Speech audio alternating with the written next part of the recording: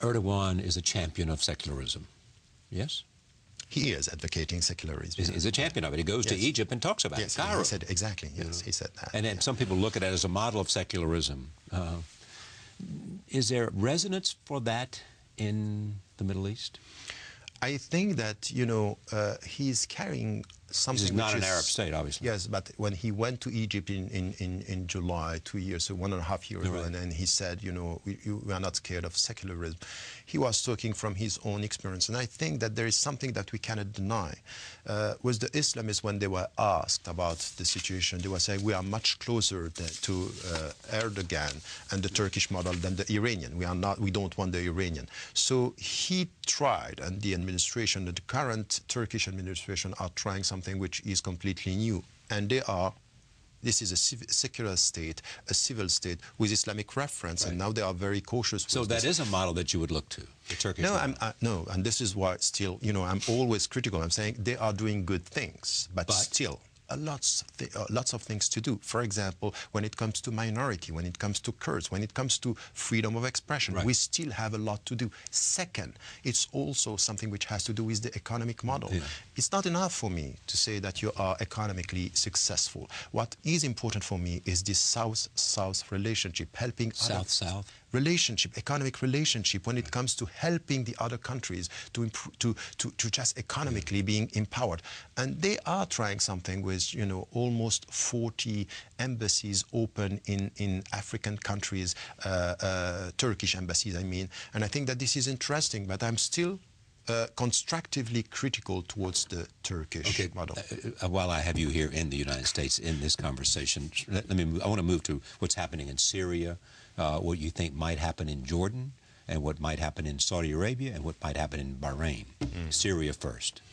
Well, it's a very sad situation, and I think that, unfortunately, I'm quite cynical about this. I think that... Cynical, yes, because I think, from the beginning, I think that we need to take positions of principle. Bashar al-Assad is a dictator, and he has to leave. There is no future with Bashar al-Assad in this country and with his regime. Now, the opposition is divided, and we don't know exactly who is who within the opposition. But I think that the West, in the whole process, not following what was done in Libya, I don't think that an intervention, and this is not the way, but to be quite clear on a position of principle that is helping the country to find a solution. And I'm cynical because I think today that there is an agreement not to agree between Western countries and power. The United States there's an agreement between Western powers and Russia and China not to agree.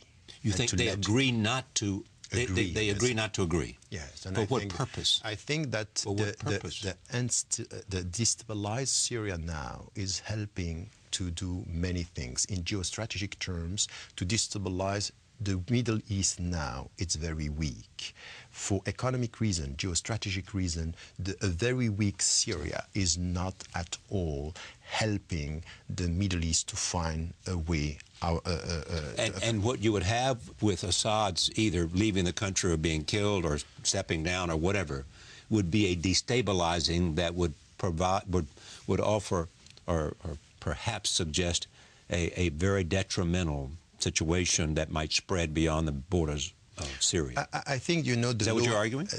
No, it's a bit more complex than this. I think that if we go and we have a stabilized, free Syria with people voting and where a situation could be also a new relationship between Shia and Sunni, because one of the great questions of the coming years is this divide between Shia and Sunni. And I think that this situation now in Syria is helping to nurture the divisions, and nurturing the division between Sunni and Shia. Yes, of course. I think that this is not new. Yeah. The reality of the conflict between Iran and Iraq. But Alawites are sort of a strange. I mean, they're not. That's not the.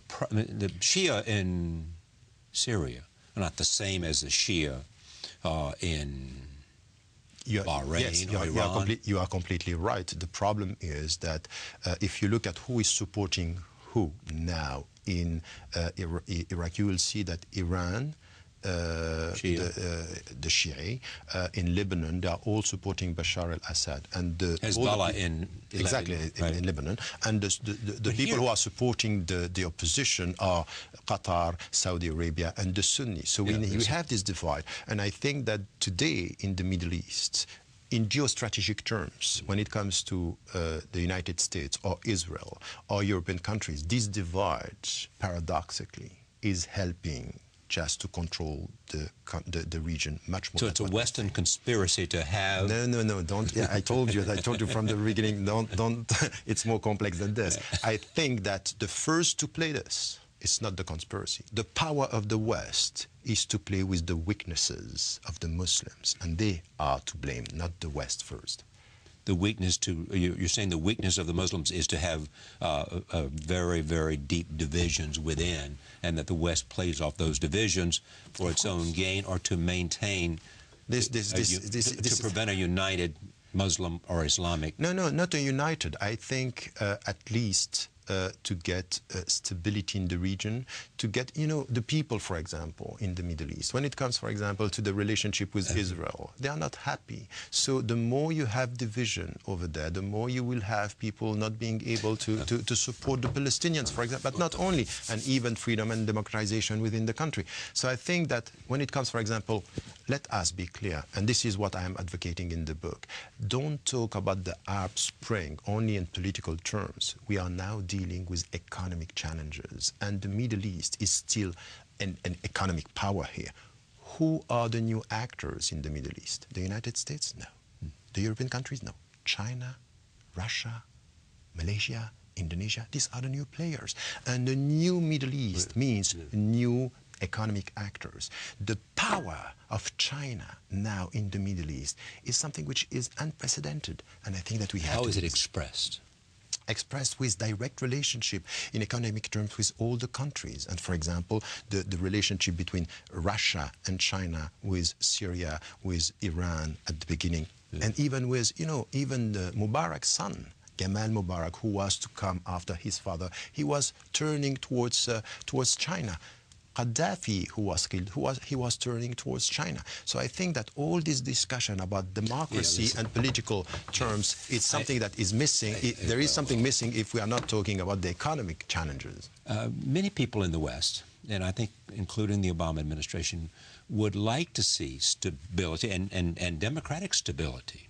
Clearly the president has expressed that idea, with institutions, strong civil institutions, and they would like to see it and they would like to see Syria stabilized, and they would like to see a restriction of Iranian power, because Iran is trying to have influence in Syria right now, and with Hezbollah, and with Hamas. And they would like to see countervailing forces within the Islamic world against Iraq. I think, once again, there is the discourse and what is said. That's why they were hopeful about the Arab Spring and hopeful about... This is what is said, and this is there. There are things that we... You don't believe that? What I just said? I'm not sure that it's as good as this. Such a conspiracist. No, it has nothing to do with conspiracy. It has to do with politics. It has to do with studying history. Can you tell me that if the United States wanted, for example, more democracy in the Middle East, they would be supporting Saudi Arabia the way they are? Is this right? It's not. Well, they would say, what the United States would say? Well, they would say it's a case-by-case issue. Democracy is a question of case per case. I don't think so. No, I don't either. But I mean, the article, they make exceptions for Bahrain. You're absolutely right. Exactly. Saudi Arabia and Bahrain. Exactly. Bahrain, for example, the people who were protesting, they were not only Shia against Sunni or the opposite. They were people who wanted freedom. Well, here's an interesting point. You say that the people who were at the heart of the Arab Spring and who were the people first in Tahrir Square, were mostly young people who had been influenced by an education or relationship with the West. Yes. And that's where they got some of the values that they were trying to promote in their own country. Not only the values, but the training, the cyber dissidents, as we call them, they were trained in the West, and they were pushing towards more freedom and democracy, and all this business that the West didn't know what was happening. That's not right. So the point here is that to push towards democracy, is something that could be done and is supported by the West. My only concern is, when it comes to politics, you made the point. You made the point, is that we are for democracy when it suits us. Fair enough. I mean, well, you know, you would argue that they would like to see the principles evolve at different times. Here's what you wrote. When nations have so often and so long been visibly supporting dictatorship in the name of frequently undisclosed economic military interest, it would today be naive and inconsistent amid the general excitement to consider the global North's support for democratization as the sincere, unselfish expression of newfound love for the people of the region, entirely devoid of strategic calculations. Is this wrong? Or is this just I don't think anything is devoid of strategic calculations. Okay, so that's the point. That's the point. And I think that if we want to be consistent, you know, in other words, you can have strategic calculations and then and also have a respect for democratic values. Exactly. But at the same time, you know, for example, in Iraq, who was supporting for so many years Saddam Hussein? It was the U.S. administration. Right. So the point that I'm making... No, because there also was strategic calculation there that, you know, the enemy of my enemy is my friend. You know, the notion was that Saddam stood as a kind of bulwark against Iran. That was part of the reason that they supported him in the Iranian war, because they've been, you know. No, it was more than that. It was even before, and I think they are still now supporting dictators in a way where we have to be critical. Right. So as much as where we are here in the States, we have to be critical by saying and asking, and this is my responsibility. I am a Western European citizen. And to be critical towards my own governments and say, you know what? If you want democracy in the world, you better be consistent with the democratic values. Don't preach democracy when it suits you and forget the people. And don't tell me now that you are so caring about the blood of the Libyan people that you went there while you are leaving so many people. 170 people are being killed every day in Syria. We forgot the United Nations in Iraq with Saddam Hussein because of weapon of mass destruction. We forgot this and we lied about it, and now we are saying we are following the United Nations. Once again, the United Nations, when it suits us.